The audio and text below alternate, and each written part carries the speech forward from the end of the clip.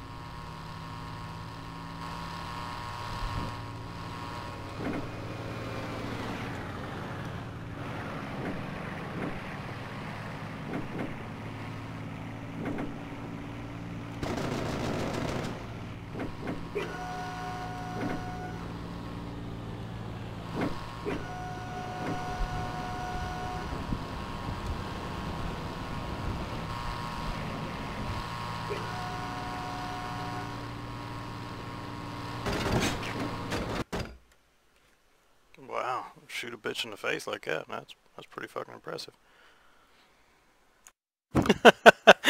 Okay, well, so let's roll back and let's actually take a look at how this engagement started. So, I came in at around, like I said, I'm at 3,100 feet right now. I apologize, let me turn this volume down on this part here. So we're at altitude. We come in, there was a friendly down on the deck and he was fighting a Yak. Pappy Mac here. The Yak is down here and we know that there's a P51 coming to the engagement. So we're looking, trying to identify where the Yak is going. Well, we know more or less Pappy is coming around here, looks like on a right hand turn. Actually, I believe he's fixing to crash, but if I recall, he was making a right hand turn. And so this guy is making a right hand turn, trying to get back on his tail. So what I'm wanting to do is actually drop in. If there was a circle drawn here on the ground with these two guys, I would essentially want to drop in at a point along this circle. So if there's a big old ring right here on the middle of the screen, I would want to drop in right around here in order to follow the Yak through. In fact, the Yak could be here and I'd want to, regardless, I want to drop inside of his turn. So what we're looking for right now is we've rolled over, we've identified him, we're looking to see which way he's going, we want to drop inside this turn and get an angle on him and shoot him. So Pappy Mac has crashed and is out of the engagement. And so now what we're doing is the Yak is moving here in a fairly straight line, kind of away from us. And we're wanting to drop in here to where we can make a shot on him. P51's moving off to our right, but we're focused more or less on the Yak. It's at this point the Yak spots us and turns hard into me. Now there's no reason and no way that I can make that shot. I'm going too fast and he's turning inside me. There's no reason to try to pull hard to get that turn. So what we're going to do is use our speed and get above him and reacquire him. So we found him. The 51's coming back, and the Yak is turning back into us. So we're rolled back into the Yak, and we're looking to try and get a shot on him. So at this point, I was shooting along the last known track, but he actually ends up moving and coming out over here. And that's just what ends up happening sometimes when a target gets below your nose. So at the same time, we dodged the 51 come by fairly close, not intentionally, just happened to work out that way. And so now we're going over the top and we're reacquiring our targets. So the P51 is making a right-hand turn. He's heading out this way. This is the top of the aircraft we're looking at. And the Yak is moving away from us right now. Actually, he's moving underneath us. Apologies. So right now, the two targets that I can easily engage, I have either one. The P51 allows for an easier setup than the Yak would. The Yak is in an odd position, and it would make it difficult to actual follow through and make a shot on him. So right here, I'm pulling through, and I know the Yak was coming back, so I've reacquired him. And so he's actually going to try and make a shot on here, but he can't quite make it. So I know that he's kind of out of the way, and right now I have them both more or less in the top of the canopy, which is good. If you can keep both of those opponents more or less in the same direction, the same area, it's a lot easier to dodge both of them in an engagement. So what we're doing is we're following through and we're pulling through on the 51, and right now you can see that we've got good solution. And we know that the Yak is more or less out of position still. He's not in position to make a shot. We make a shot, but it doesn't really do anything for us. And we've reacquired the Yak. Now here is one of the first mistakes that I make. Really and truly, I should have continued my turn to the right. I ignored the P51 and turned inside the Yak and not had him on me. But I wanted to try and eliminate the P51 because right now I have two extremely fast aircraft that are turning with me. And if I can eliminate one and take it down to a 1v1, it's way easier. And I'll never run away from either one of these aircraft. So if I can eliminate one, that saves me a lot of trouble. So I roll back into the P51, and it's at this point, now he's rolled again, and I know what he's doing. I know he's setting me up for the Yak. If he's not doing it intentionally, he's doing a very good job of unintentionally setting me up for the Yak. And I know that the Yak is at my 8 o'clock, and he's closing. So it's at this point that I decide, okay, it's too much, I can't stay with him. So I drop the nose, and I turn hard left, and I look, and there's the Yak. So now I break back into the Yak, because I know he's moving slow enough to actually make a shot. So I'm pulling upward and turning hard to the right. And what I'm trying to do is close this distance between us, but also get above his firing arc. He's moving fast enough that he can't simply pull the nose up fast enough to put rounds on me before I've gotten over the top of his canopy. And so we've managed that. The P51 is still out in front of me. He hadn't made his turn all the way around yet, so he's still not a threat. But the Yak is scissoring with me here, and I'm forced to engage the Yak here in this situation.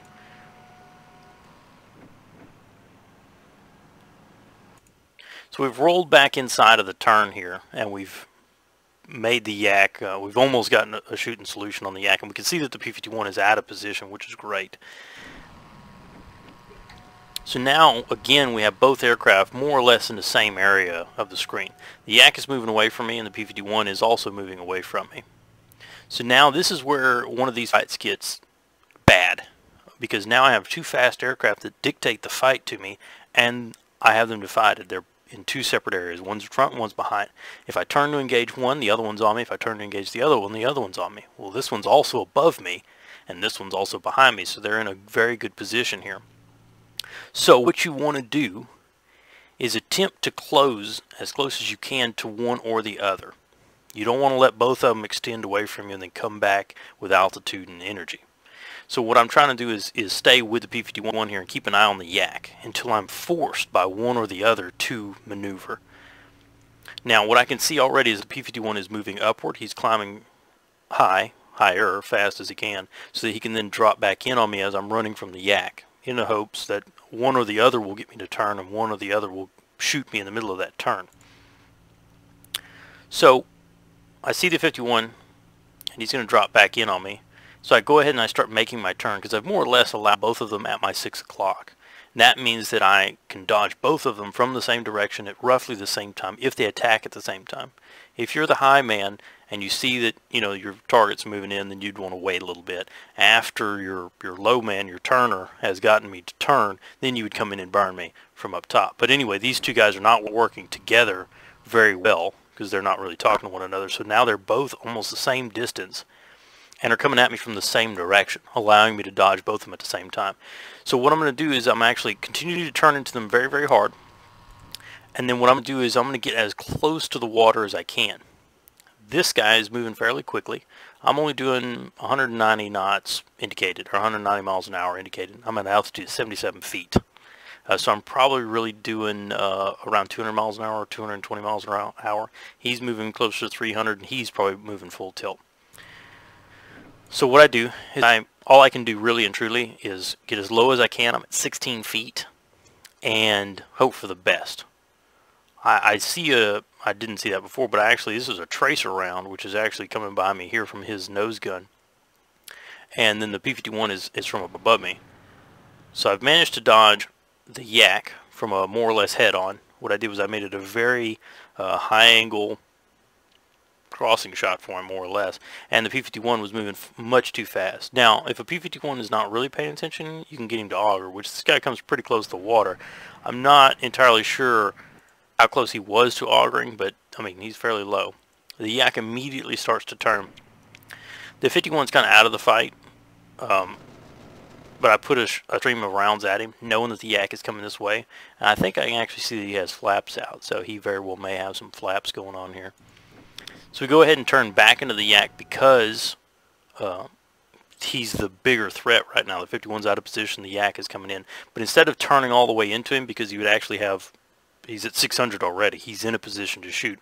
What I do is I instead go profile, where it's just my wing pointing at him, and I dive the nose down, where he's going to have to be forced to turn into me and get his nose down in order to put shots on me. Get close to the ground, this makes people really, really nervous. And fortunately he's going fast enough that I'm able to avoid him. So then he turns back into me, but I'm slower, and I'm able to cut back inside of his turn and get above him. So now he's kind of back out of position. 51's coming at me, and it's at this point that he just goes ahead and just hoses the piss out of me, and I die. But we had a fairly good engagement up until that point. Not saying that I can really blame them, not saying that they probably wouldn't have killed me not too much longer. The Yak was fixing to close again. We were really going to get into the more decisive part of the fight with the Yak and really see what that was going to turn into. Odds are that I would be in a scissor again with the Yak and get burned by the 51 if he could shoot, which he was able to shoot me in the face and kill me. But anyhow, so that was that little engagement there. If you have any critiques or anything like that, feel free to add your own 2 cents to it. Obviously, this is just the way that I saw the fight and fought it. And I hope that this is able to help you out just a little bit, kind of walk you through what's going on down there at those low altitudes. And engagements, because I was flying a 109E there against 2 late war monsters. So that's pretty good little shootout. There's going to be some other ones where I fight some Spit 16s from advantage, and it turns out very well for me. But you'll get to see those at another day. Alright guys, well thanks for watching. Remember to like, comment, and subscribe. And remember my Discord. If you guys have questions or anything for me, feel free to jump in and ask me at any time. You can find me on all these different deals under the same handle, just VuduVince. So, appreciate it guys. Y'all have a good evening.